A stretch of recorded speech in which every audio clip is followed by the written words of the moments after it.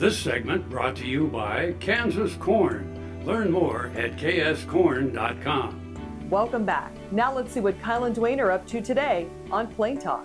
Hi, this is Kyle Bauer with Plain Talk with Duane Toews. Kyle Bauer, your fact or fiction question of the day. In Antarctica, there's a glacier called Blood Falls. Fact or fiction? I've heard of Blood Falls, I think. You think? But I don't know where it is. So seeing how I've heard of Blood Falls and I don't know where it is, I'm going with true. It's in Antarctica. It is in Antarctica. The glacier regularly pours out a red liquid, a result of oxidized salt water. Really? I thought maybe it was bacteria. No, oxidized salt water. Actually looks like the glacier is bleeding. Have you ever seen the red snow in the mountains? When in the summer you'll go up there and you'll see red snow? No, I've seen brown snow on the plains. Yeah.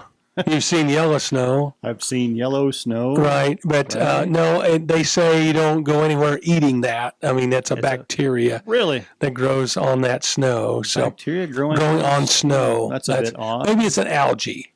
Oh, an algae? Yeah. Well, I don't know. They say don't. A fungus among us of some sort. Exactly. You need to use athlete's foot on your snow prior to eating it. Athlete's spray. Athlete's foot spray. Tear down really good. Did you know that the major fungicide that we use on wheat was discovered as a great fungicide on wheat? It was originally developed for athlete's foot.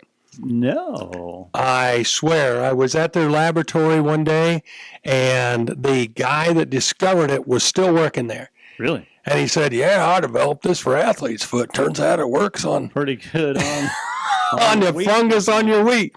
And they don't even call it athlete's wheat. Athlete's wheat. No, they don't even call it that. You know, it's amazing. Those people that tinker with different combinations of chemistries to come up with stuff. Like one of the ones that was fairly prevalent was found in the ground on the tailing behind a distillery somewhere.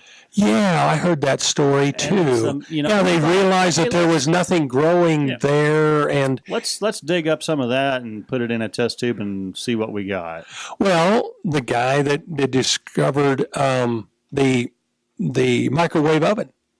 He was trying to work on x-rays, and he had a chocolate bar in his pocket. And melted his chocolate bar.